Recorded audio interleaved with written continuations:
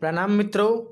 आज हम आप लोगों को 12th क्लास के 50 नंबर ऑब्जेक्टिव का हिस्ट्री का ऑब्जेक्टिव क्वेश्चन आंसर बताने जा रहे हैं।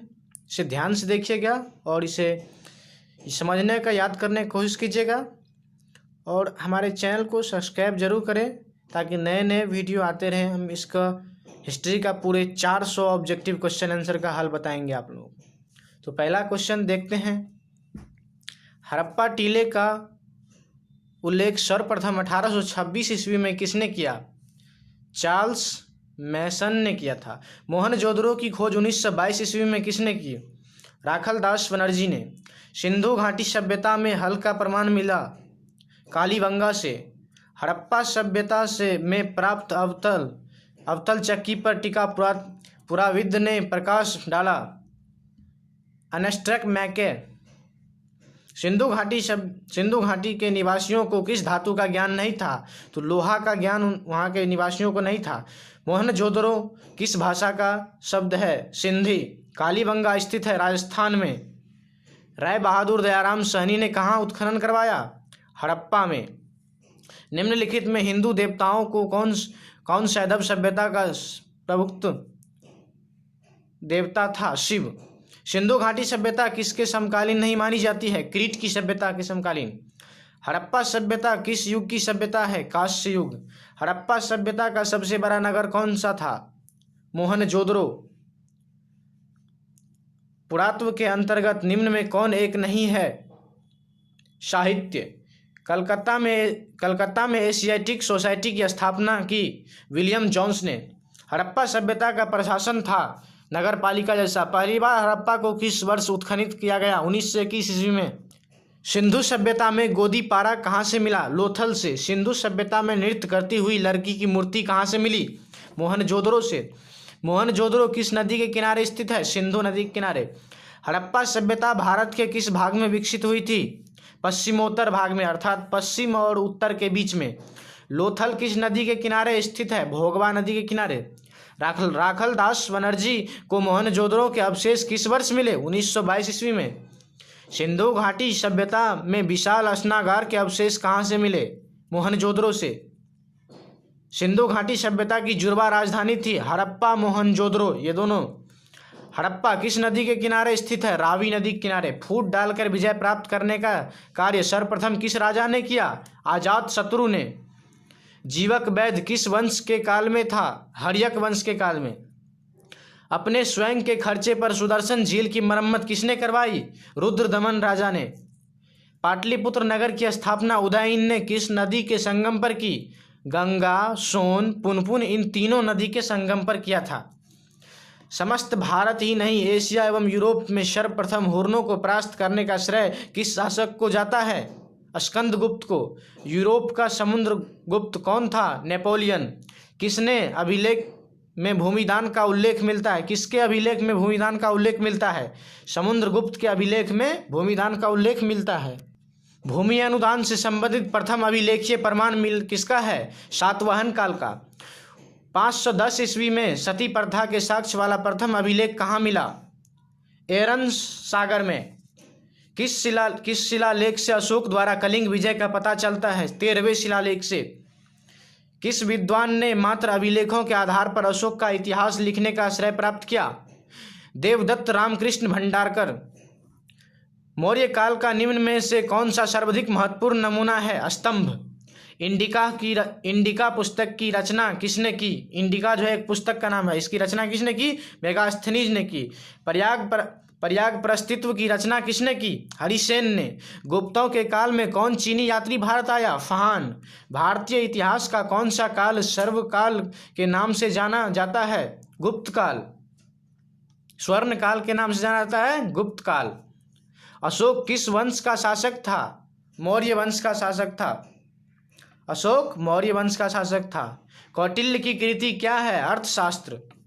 मेगास्थनीज भारत में किसके दरबार में आया? चंद्रगुप्त मौर्य के दरबार में। समुद्रगुप्त की जानकारी होती है प्रयाग प्रस्तित्व से।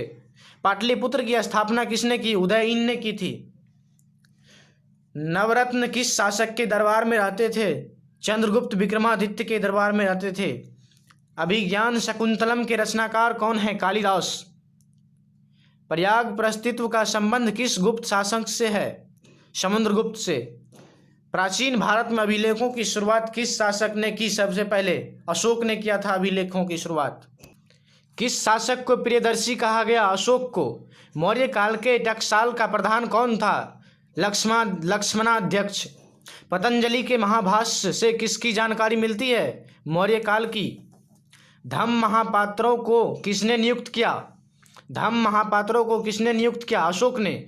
अर्थशास्त्र एवं इंडिका के किस राजवंश के बारे में जानकारी मिलती है? अर्थशास्त्र एवं इंडिका से किस राजवंश के बारे में जानकारी मिलती है? मौर्य राजवंश के बारे में जानकारी मिलती है। एलोरा में कैलाश मंदिर किस राजवंश ने निर्मित कराया? राष्ट्रकूट। 16 महाजन पदों में सबसे शक्तिशाली महाजन पद कौन सा था? मगध जो था 16 महाजन पदों में सबसे शक्तिशाली था। पुराणों की संख्या कितनी है? 18। अर्थशास्त्र के लेखक कौन है? कौटिल्य चाणक्य। वाणिज्य को सामाजिक ग्रंथों में कहा गया है गणतंत्र। जनपद शब्द का शाब्दिक अर्थ है जहां लोग अपना घर बनाते हैं। पंच चिन्ह वाले सिक्के बने होते थे, चांदी और तांबे, अर्थात बी और सी इनमें से ऑप्शन होगा दोनों के। पाटलिपुत्र नगर की स्थापना की गई उदयभद्र द्वारा अर्थात उदयइन द्वारा। तक्षशिला विश्वविद्यालय कहाँ स्थित है? पाकिस्तान में वर्तमान में। फान किसके शासन काल में भारत आया था?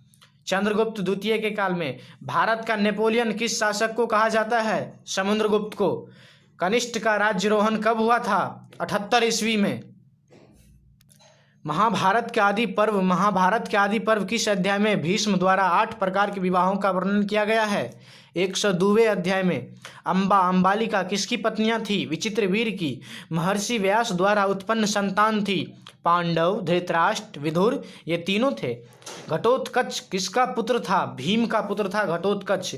भीम ने हिडिंबा के साथ कौन सा विवाह संपन्न किया था? गंधर्व विवाह। द्रौपदी किसकी पत्नी थी? अर्जुन, सहदेव, नकुल, ये तीनों की पत्नी थी। कर्मण्येवाधिका रास्ते माँ फलेषु कदाचन श्रीमद् भागवत गीता के किस अध्याय में वर्णित है? 2 अध्याय में। श्रीमद् भागवत गीता के महत्व पर किसने विचार व्यक्त किए? महात्मा गांधी, विवेकानंद, बाल गंगाधर तिलक, ये तीनों आदमी किए थे। महाभारत का युद्ध कुरुक्षेत्र के मैदान में कितनों दिनों तक चला था? 18 दिन तक। गंगा पुत्र किसे कहा जाता है? भीष्म को। ब्राह्मण वंशीय सातवाहन नरेश वरिष्ठ पुत्र सतकर्णी ने विवाह संबंध किस वंश के साथ जोड़े? शक वंश के साथ। महाभारत के किस पर्व में वर्ण व्यवस्था का उल्लेख मिलता है? शांति पर्व में। अगला क्वेश्चन, ऋग्वेद के पुरुष सूक्त के सर्वप्रथम किस वर्ण का उल्लेख मिलता है? शूद्र वंश का। दुर्योधन की मां कौन थी? गांधारी। निम्न में से किस प्रसिद्ध संत ने गीता की भक्ति टीका को मराठी में लिखी? मनेश्वर ने। महाभारत की रचना किस भाषा में हुई है? संस्कृत भाषा में। महाभारत की रचना किसने की? महर्षि वेदव्यास ने। मनुस्मृति में कितने प्रकार के विवाह का उल्लेख किया गया है? 8 प्रकार के विवाह का। ऋग्वेद कालीन लोग किसकी पूजा करते थे? प्राकृतिक की पूजा। अगला क्वेश्चन देखेंगे, उत्तर वैदिक काल के अंत तक किसकी पूजा होने लगी? ब्रह्मा, विष्णु, महेश। खांची स्तूप को सुरक्षित रखने में अहम भूमिका थी? H.H. कोल, शाहजहां बेगम, सुल्ताना जहां बेगम, ये तीनों आदमी की महत्वपूर्ण भूमिका थी। खांची मध्य प्रदेश के किस जिले में स्थित है? रायसेन जिले में। निम्न में से गौतम बुद्ध के शिष्य थे? आनंद एवं उपाली, कश्यप, शरीपुत्र एवं गौदरलायन, ये तीनों उनके शिष्य थे गौतम बुद्ध के। कुंडलवन कश्मीर में चतुर्थ बौद्ध संगति किस शासनकाल में हुई? कनिष्ठ के शासनकाल में। संलेखन कार्यक्लेश द्वारा मृत्यु का विधान किस धर्म में है? जैन धर्म में। नाथ मुनि का संबंध है वैष्णव धर्म से। कालिदास, भवभूमि, सुबंधु एवं बाणभट्ट आदि किस धर्म के अनुयायी थे? शैव धर्म के।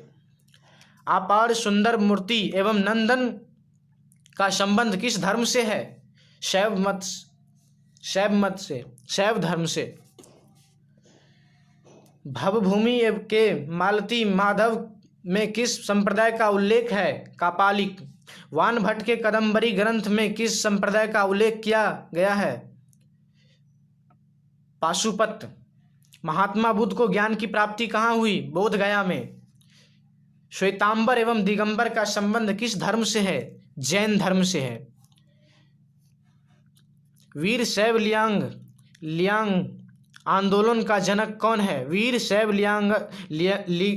लिंगायत आंदोलन का जनक कौन है? वीर शैव लिंगायत आंदोलन का जनक कौन है?